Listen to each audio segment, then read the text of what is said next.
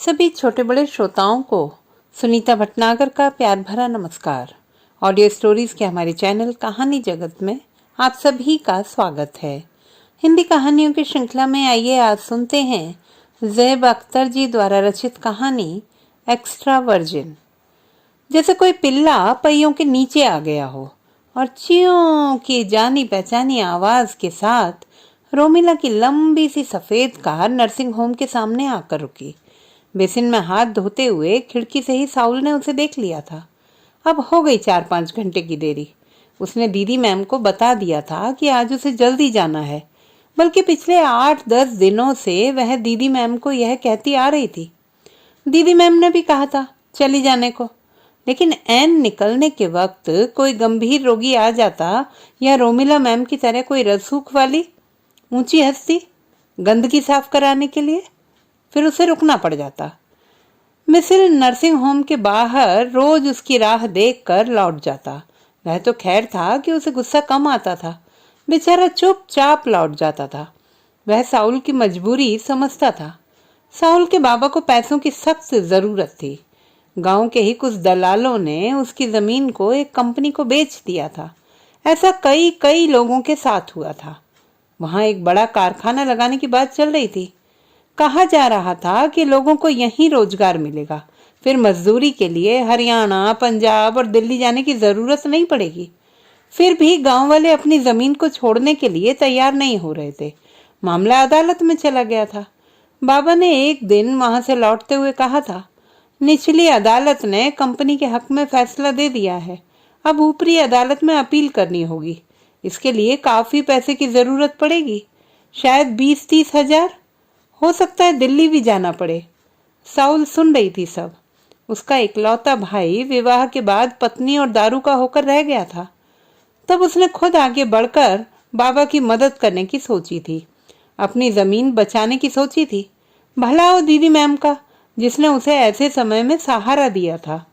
Nursing home में उसे नौकरी मिल गई थी, 2500 रुपए का वेतन और यहीं रहने का मुफ्त बंदोबस्त। मिसिल ने जब यह जानकारी दी तो उसने तुरंत मंजूर कर लिया था। वह गांव से शहर आ गई थी। कितनी खुश थी वह यह नौकरी पाकर। उसने अपने आप को निहारा था, आईने के सामने खड़े होकर सफेद यूनिफॉर्म में, सफेद स्कर्ट, सफेद कोट जैसी शर्ट और सर पर सफेद स्कार्फ में वह पुलकित हो उठी थी। इस सफेदी में उसका काला रंग और गोल चेहरा और निखर गया था। माथे पर 3 बिंदुओं का काला काले तिल जैसा निशान उसे अलग से मोहक और मादक बना रहे थे। हालांकि वह इस निशान से कभी कभी झुंझला उठती थी। पिछले साल ही जब इंटर की पढ़ाई के लिए कॉलेज जाने लगी, तब सोचा था ऑपरेशन कर इसे मिटा देगी। तब माँ ने समझाते हुए कहा था, पगली यह हमारा प्राकृतिक श्रृंगार है, इसे हमसे कोई नहीं छीन सकता। मृत्यु के दिन तक साथ रहेगा यह श्रृंगार, यह पहचान है हमारी। तब माँ की बातों का मर्म समझ सकी थी वह। पहले से काम करने वाली सिस्टर सविता ने उसे धीरे धीरे काम समझाना और सिखाना शुरू कर दिया था। साथ ही कई नए शब्द सीखे थे उसने। RH factor, thalassaemia, haemophilia, retinoblastoma, ultrasounds, pelvic ultrasounds, sonography. बड़ी तेजी से वह सब सीखने लगी थी। फिलहाल उसके हिस्से आया था इंजेक्शन देना, चार्ट देखकर दवाई देना, ऑपरेशन के समय पेशेंट के पैर सीधे करना, कराहने चिल्लाने पर उसे संभालना और आखिर में शरीर से निकला कचरा और खून से लथपथ लोथड़ों को उठाकर फेंकने का काम। सफाई के बाद कई बार स्टील के पैन में वह लाल लोथड़ा कुछ हरकत करता दिखाई पड़ता था, कुछ कुलबुलाता जैसा, और कई बार एक साबुत बच्चा भी होता। दीदी मैम की उंगलियां उसे बड़ी सफाई से नींद का इंजेक्शन देकर सुला देती थी। इन सभी को उठाकर नर्सिंग होम के पिछवाड़े फेंकते फेंकते अब वह इसकी आदी हो गई थी। शुरू में कैसे उल्टियां और उबकाई आती थी उसे, याद है उसे सब, लेकिन धीरे धीरे उसने सब बर्दाश्त करना सीख लिया था। आश्चर्य के साथ फैलती आंख की पुतलियों को नियंत्रित करना सीख लिया था, क्योंकि दीदी मैम ने एक बार उसकी इस हरकत पर उसे डांटते हुए कहा था, It's not a good manner. A nurse should be normal in any situation. Sister Savita ने तब अपना मुंह बनाते हुए कहा था, नर्स, नर्स के नाम पर इन्हें गंदा खून और बदबूदार मांस फेंकने वाला एक आदमी चाहिए। सविता दीदी दिन में एक एनजीओ में काम करती और रात को नर्सिंग होम में। कहती थी उसे अपने बेटे को पढ़ाने के लिए बहुत सारे पैसों की जरूरत थी। बेटा किसी बड़े शहर में रहकर पढ़ाई कर रहा था। उसका एनजीओ लोगों को एड्स से बचाने के लिए काम करता था। बताते थे कि एक बड़ा एनजीओ है, देश ही नहीं विदेशों तक में फैला हुआ था इसका नेटवर्क। उन जैसी हजारों महिलाएं और पुरुष इसमें नौकर हैं। पहली मुलाकात में ही सिस्टर सविता ने उसे इतना बता दिया था, लेकिन बाद में पता चला था कि उनके पति ने उनको छोड़ दिया था और अपनी रखेल के साथ रह रहा था। हद तो तब हो गई थी जब सविता की ओर से विरोध करने पर कुछ महिला संगठनों ने उल्टे मनीष की रखेल का ही समर्थन किया था। अब सिस्टर सविता नर्सिंग होम के ही स्टाफ लाइन में रहती थी, किताबों से भरे अपने कमरे में। गुस्सा उनके चेहरे पर डबकते चावल की तरह खौलता रहता था। और उस दिन उबलते हुए कहा था उन्होंने, धीरे धीरे पता चलेगा तुम्हें यहाँ का चाल चलन। शहर भर के लिए गटर है या नर्सिंग होम। यहाँ माए बच्चों पर ममता नहीं, एसिड और पॉइजन छिड़कने आती है दवाइयों की शक्ल में। मगर देख, तुझे पैसों की जरूरत है ना? क्या बताया था? मुकदमा लड़ना है तुझे अपनी जमीन बचाने के लिए, तो चुप रहना, यहाँ खटर खटर मत करना। जगह बेजगह गूंगी और अंधी बनकर रहना होगा यहाँ पर। डॉक्टर मैम ने यह सब तुम्हें बताने के लिए कहा है मुझे। और सचमुच कुछ ही महीनों में साउल पत्थर की मूरत बन गई थी। उसने कम बोलना भी सीख लिया था, चुप रहना भी सीख लिया था, चेहरे को सपाट बनाना भी सीख लिया था। और अब तो नर्सिंग होम के पिछवाड़े जाने से उसे डर नहीं लगता था। हल्के धुंधलके में पसरा वहां का सन्नाटा उसे पहचानने लगा था। इस अहाते में शहर के न जाने कितने राज, कितने गुनाह, कितनी जाने दफन थी। लगता था चार दीवारी के बाद भी इतनी जगह जानबूझकर छोड़ी गई थी। साउल बार बार इस पिछवाड़े की तुलना नर्सिंग होम के चमचमाते साफ सुथरे रिसेप्शन और वहां लगे सफेद चिकने टाइल्स से करती, जो अंधेरे में भी चमकती रहती और छूने पर हमेशा ठंडी लगती। वहीं पर एक कोने में एक बड़ा एक्वेरियम रखा हुआ था। फिश, इंडियन गलेशिश, sucker mouth catfish, gold fish, टेक्सासी चाइल्ड, जिन्हें हाथ में लेकर छूने का मन करता था। और वहीं था एक बड़ा सा लंबे आकार का स्टील फ्रेम। इस पर बाज और सिरिंज से लिपटा हुआ नाग था, किसी दवा बनाने वाली कंपनी का लोगो। काले रंग का यह नाग इतना सजीव दिखाई पड़ता था कि अचानक इस पर नजर पड़ने पर साउल कई बार डर चुकी थी। लेकिन यह बात सिर्फ वही जानती थी। वो बार बार सोचती, इनमें सबसे ज्यादा असली कौन है? दीदी मैम, नाग, मछलियां, सविता सिस्टर, पिछवाड़ा या रिसेप्शन की चमक? लेकिन वह बार बार गड़बड़ा जाती, कुछ घालमेल हो जाता, फिर अपने आप झल्ला जाती। उसे क्या वाले अंदाज में। फिर उसे बाबा का ख्याल आ जाता, उसकी जमीन का टुकड़ा सामने आ जाता और वह ये सब भूलकर इस महीने बचाए पैसों का हिसाब जोड़ने लगती उंगलियों पर। और हर बार निराशा ही हाथ लगती। इतने कम पैसों में शायद ही कभी उनकी जमीन बच पाए। रात के एकांत में नर्सिंग होम के अपने स्ट्रेक्टर नुमा बिस्तर पर लेटी लेटी वह रुआसी हो जाती। उसकी बड़ी बड़ी आंखों से एक धार बहने लगती, कांची जैसी, जो उसके गांव से होकर गुजरती थी। ऐसे ही समय में उसने अखबार में पढ़ा था मुख्यमंत्री कन्यादान योजना के बारे में। उन जैसे गरीब आदिवासी परिवारों को सरकार विवाह के लिए 10,000 रुपए दे रही थी। बिजली की तरह उसका दिमाग कौंध उठा था। इतने पैसे और उसके पास बचा कर रखे पैसों से बाबा आसानी से मुकदमा लड़ सकते थे, लेकिन यह इतना भी आसान नहीं था। मिसिल ने बताया था जाति, आवासीय और बीपीएल कार्ड की जरूरत पड़ती थी इसके लिए, तभी साबित होगा कि तुम गरीब हो। फिर जरा नजदीक आते हुए मिसिल ने कहा था, और फिर एक लड़के की भी जरूरत पड़ेगी इसके लिए। दूर हटो, उसने झिटकते हुए साहुल ने कहा था। दूर हटो, उसे झिटकते हुए साहुल ने कहा था। यह बताओ, यह कागजात बनने में कितने दिन लगेंगे? 15-20 दिनों की लगातार भाग दौड़ के बाद यह कागजात भी बन गए थे। यहाँ वहां बाबुओं को ले देकर कुल 1400-1500 रुपए का खर्च पड़ा था। यह पैसे साउल ने दिए थे, दीदी मैम से एडवांस मांगकर। इन्हें अब ब्लॉक ऑफिस में जमा करना था। सचमुच का नहीं तो दिखावे का विवाह तो हो ही सकता था।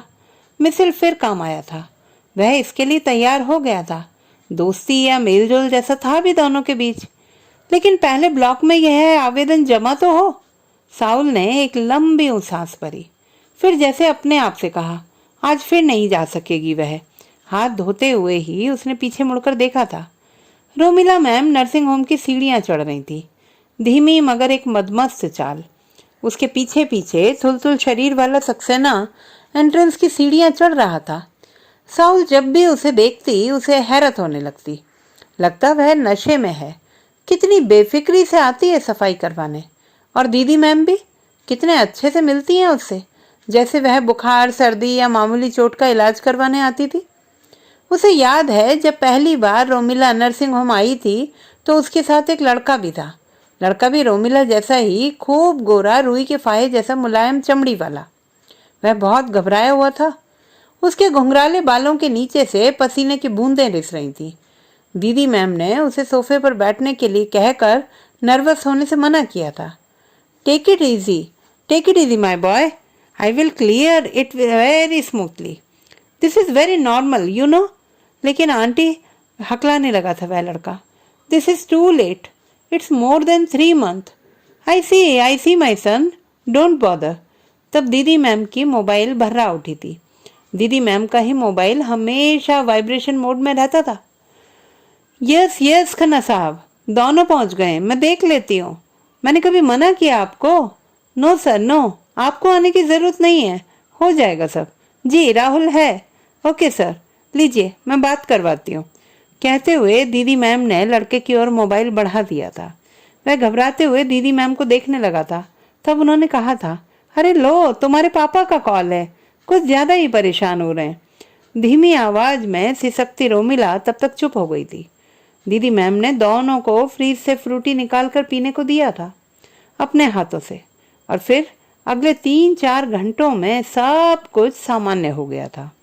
सफाई के बाद स्ट्रेचर पर से बेहोश रोमिला को बाहर लाते हुए दीदी मैम ने लड़के से कहा था, अब तुम जा सकते हो, कुछ देर में रोमिला होश में आ जाएगी। बट यू आर लकी कि आपको खन्ना साहब जैसे पापा मिले हैं। जाते जाते राहुल ने एक नज़र भर देखा था मुर्दा सी पड़ी रोमिला को। होश में आने पर रोमिला भी चली गई थी। देखने में उसका चेहरा किसी प्लास्टिक की गुड़िया की तरह मासूम लग रहा था। किसी बहुत अच्छे बच्चे की तरह वह अपने कपड़े उठाकर खुद ही पहनने लगी थी। फिर दीदी मैम की गाड़ी गई थी उसे घर छोड़ने। और कुछ ही महीनों के बाद रोमिला फिर आई थी, लेकिन इस बार उसके साथ राहुल नहीं, यह अधेड़ आदमी था। सोफे पर पसरा हुआ, गले और हाथों में सोने की मोटी चैन, फुटबॉल की तरह निकली तोंद, बड़ा सा चेहरा और उस पर मोटी मोटी मूछें ठुड्डी तक झूलती हुई। साउल ने सिस्टर सविता से चुहल करते हुए कहा था, सिस्टर, यह आदमी तो टीवी में दिखाए जा रहे ड्रामे के रावण जैसा लगता है। चुप शैतान, यह शहर का जाना माना बिजनेसमैन सक्सेना साहब है। साउल ने पलट कर देखा था सक्सेना की तरफ। वह परेशान दिख रही रोमिला को दीदी मैम के सामने ही चूमा जा रहा था। You are upset? Oh no, now you are brand ambassador of my company, sister Savita ने साउल के कान में फुसफुसाते हुए कहा था। पटा लिया है रोमिला ने इस गैंडे को। हैरत से खुली रह गई थी साउल की आंखें। सक्सेना को वह अब तक रोमिला का पिता मान रही थी। सिस्टर सविता ने आगे कहा था, आए थे रोमिला के पापा दिल्ली से बेटी को ले जाने के लिए, लेकिन रोमिला ने ही मना कर दिया। मना कर दिया? लेकिन क्यों? वो अपनी जिंदगी जीना चाहती है अपने तरीके से, इस मोटे के साथ। हाँ, रोमिल को इसी तोंदिल में स्कोप दिखा। और राहुल? डार्लिंग, राहुल से शादी करने का मतलब होता मिस्टर खन्ना से बैर लेकर रोज रोज की चिक चिक। घर से ही निकाल देते मिस्टर खन्ना दोनों तोता मैना को, बेदखल भी कर सकते थे प्रॉपर्टी से। इसका मतलब होता सारी सुविधाओं से वनवास। तो अब कौन सीता बनकर वनवास को पीड़ा झेलता है? तो तोड़ दी लक्ष्मण की खींची रेखा। रोमिला ने देख लिया था उसके लिए सक्सेना, उसके लिए रावण नहीं बल्कि एक सुनहरा अवसर है। राहुल से कहीं ज्यादा स्कोप है। करियर, पैसा, बुलंदी, ग्लैमर, कहते हुए अपने काम में लग गई थी सिस्टर सविता। ठगी सी खड़ी रह गई थी साउल। उसके मोटे दिमाग में कुछ अटा, कुछ छिटक कर बाहर दूर जा गिरा था, जैसे पानी से निकलकर मछली छटपटाती हो। इधर सक्सेना साहब दीदी मैम के साथ बातें करने लगा था, बहुत सामान्य होकर। एक सफल कारोबारी की तरह वह दीदी मैम से फीस के पैसे के लिए बार्गेन कर रहा था। बातों के बीच उसने भरपूर नजरों से देखा था साउल की ओर और बहुत भद्दे तरीके से एक आंख दबा दी थी। फिर दीदी मैम की ओर देखते हुए मुस्कुराकर कहा था, इंडियन ब्यूटी का भी जवाब नहीं डॉक्टर। मैं फॉरेन में हर जगह कहता हूँ कि वेस्टर्न की बिकनी से ज्यादा अपील यहाँ की साड़ी और सलवार में है। एक बार ये इंटरनेशनल मार्केट में उतर जाए ना तो छा जाएंगे विदेशी मॉडलों पर। साउल वहां से हट गई थी और दीदी झेंप कर थैंक्स थैंक्स करने लगी थी। जाते जाते दीदी मैम को एक कार्ड दिया था सक्सेना ने, सुनहले रंग का, जैसे सोने की परत चढ़ी हो उस पर। अकेले में साउल ने खोल कर देखा था उसे। किसी बड़ी पार्टी का निमंत्रण कार्ड था वह।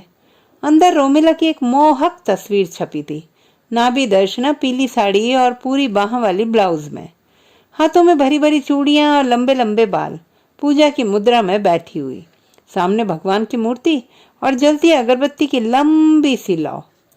जिन्होंने रोमिला के पूरे शरीर पर कई चक्करों में घेरा बना रखा था, वहीं मोटे अक्षरों में हिंदी में लिखा हुआ था, श्रद्धा और पवित्रता का प्रतीक, श्रद्धा धूप और अगरबत्ती, sponsored by US international fragrance. फिर देखते देखते यह विज्ञापन शहर, राज्य और फिर देश भर के टीवी चैनलों पर छा गया था। मगर रोमिला का नर्सिंग होम में आना जाना जारी रहा। हाँ, समय का अंतराल घटता बढ़ता रहता। और आज रोमिला फिर आई थी। होर्डिंग्स और पोस्टर से निकलकर वह उसके सामने खड़ी थी। मिसिल ने बताया था, सक्सेना ने उसे अपनी कंपनी से अलग कर दिया था।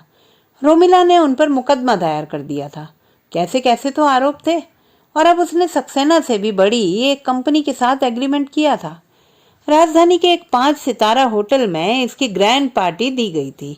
स्थानीय अखबारों ने उसे जिन पर है गर्व वाले कॉलम में छापा था। एक अखबार ने पूरे पन्ने का परिशिष्ट ही निकाला था रोमिला की उपलब्धियों पर।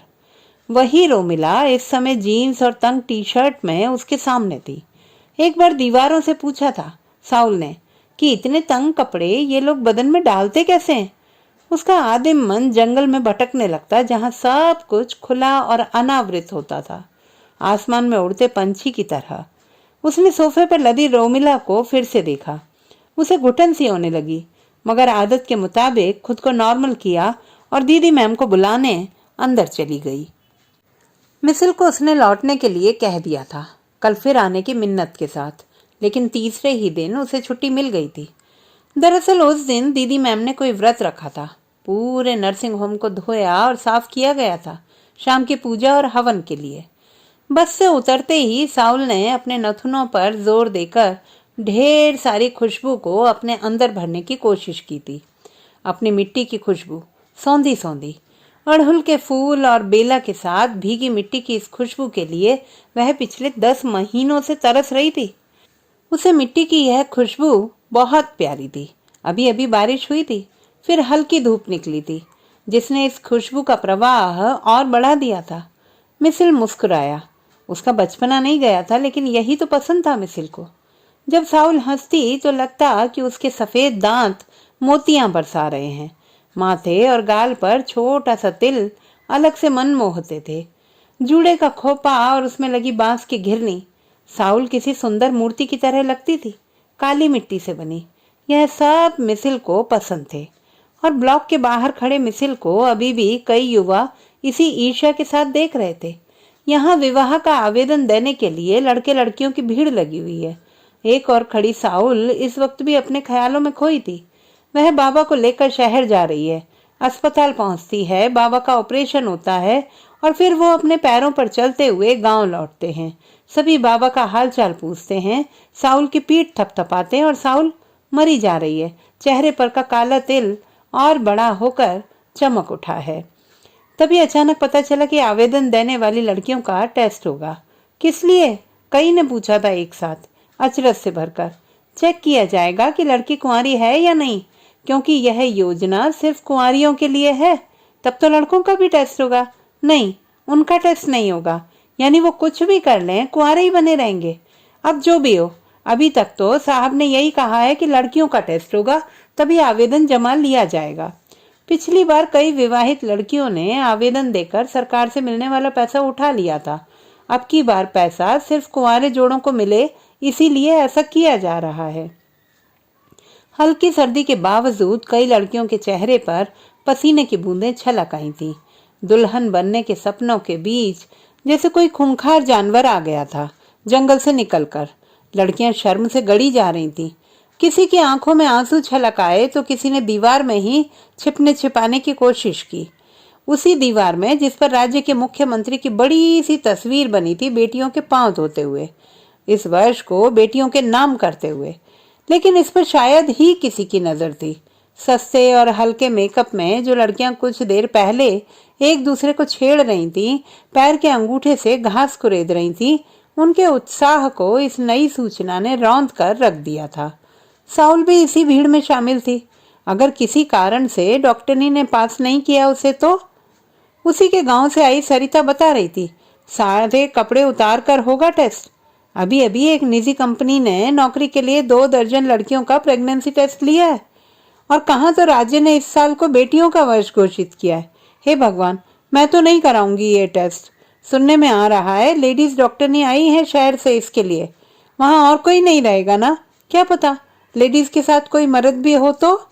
इन सब से अलग एक तीखी आवाज उभरी थी मिसिल की। भीख देने के लिए भिखारी होने का सबूत मांग रहे हैं। गुस्से से उबलने लगा था वो। साउल से साफ साफ शब्दों में कहा था वापस चलने के लिए, मगर साउल हाँ या ना की स्थिति में खड़ी थी। कई लड़कियां वापस लौट भी गई थीं। कहाँ तो उनके लिए यहाँ वर पक्ष ही वधु पक्ष को उपहार और मैसार देता था। खुद बाबा ने दिया था भाई के विवाह में 2 जोड़ी बैल और 2 बछिया। यही नहीं, सिडोमी यानी कि हाथ जोड़ने की प्रथा है वधु पक्ष के घर आकर। मिन्नत समाज करता था, अगवा कई कई दिन और महीने लग जाते थे, तब कहीं जाकर विवाह के लिए लड़की वाले तैयार होते थे। यहाँ उसके उल्टे दहेज और शादी का खर्च के नाम पर लड़कियों को जमा किया गया। कैसा कैसा तो हो आया था साउल का मन। सारा उत्साह बर्फ बनकर पिघलने लगा था और तैर गया था उनकी अपनी जमीन का टुकड़ा उसकी आंखों में। मिसिल अलग से मिला था बड़े बाबू से कि शायद कुछ ले देकर टेस्ट डाला जा सके। तंबाकू वाले गंदे दांतों को चमकाते हुए बड़े बाबू ने सामने बैठी साउल को एक ही नजर में एक्सरे जैसा कर लिया था। लोलुप दृष्टि से साउल की ओर देखते हुए 2 दिन के बाद आने के लिए कहा था। मिसिल को लेकर वापस बस अड्डे पर आ गई थी साउल, मुरझाए, उदास और हारे हुए चेहरे के साथ। बस में अभी देरी थी। मिसिल साउल को लेकर पास के एक सस्ते होटल में आ गया था। चाय पीते हुए वहीं अखबार उठा लिया था उसने। उसका गुस्सा अब कम होने लगा था। पढ़ते पढ़ते शरारत से देखने लगा था वह साउल की ओर। उड़ककर उसके हाथों से अखबार ले लिया था साउल ने। फिर आदत के अनुसार बुदबुदाकर पढ़ने लगी थी। एक डेवलप कंट्री की छात्रा ने अपनी वर्जिनिटी को बेचने के लिए इंटरनेट पर ऑफर जारी किया है और इसकी कीमत लगी है $10,000। उसने मिसिल की ओर देखा था। वह अभी तक शरारत से मुस्कुरा रहा था, लेकिन साउल कहीं और खो गई थी। गालों पर एक एक उंगली टिकाकर माथे पर लिए बल के साथ उसने पूछा था, $10,000 में कितने रुपए होंगे? इतने में तो उसके बाबा आराम से मुकदमा लड़ सकते थे। पूरे गांव की तरफ से दिया जा सकता था मुकदमे का खर्च। बच सकती थी उन सब की जमीन। मगर ये वर्जिनिटी टेस्ट, ये जमीन के साथ उनकी अस्मिता को भी लूटने में पड़ा हुआ था। सोच रही थी बस की सीट पर उदास बैठी साउल, और खिड़की से दिखाई पड़ रहे थे सड़क के दोनों ओर लगे बड़े बड़े होर्डिंग्स और खूबसूरत बाथ टब में ढेर सारे झाग के बीच अधनंगी लेटी रोमिला मादक मुस्कान बिखेरती हुई, और वहीं लिखा हुआ था, आपकी मुलायम त्वचा के लिए एक्स्ट्रा वर्जिन शैम्पू और फाउंडेशन। Extra virgin. बहुत देर तक साउल के होंठों से चिपके रहे ये शब्द। बिना किसी के कहे कानों में ध्वनि बनकर गूंजते रहे ये शब्द। कई दिनों तक ये शब्द साउल का पीछा करते रहे, प्रेत बनकर उसे बेचैन करते रहे, और उस रात भी वो सो नहीं पाई थी। उसने एक डरावना सपना देखा था उनींदी आंखों से। कैलेंडर वाला सांप कैलेंडर से निकलकर रेंगते हुए उसके पास पहुंच गया था। धीरे धीरे वह उसके शरीर पर रेंगने लगा था। घबराकर उठ बैठी थी वह। सुराही से निकालकर पानी पिया था, अंधेरे में ही। स्विच ऑन किया था लेकिन बिजली गई हुई थी। डरकर वह सविता दीदी के कमरे में आ गई थी। सविता दीदी उसी दिन लौटी थी 3 दिन के दौरे के बाद। अलग अलग शहरों के दौरों पे गई थी वो, एड्स के खिलाफ प्रचार के लिए।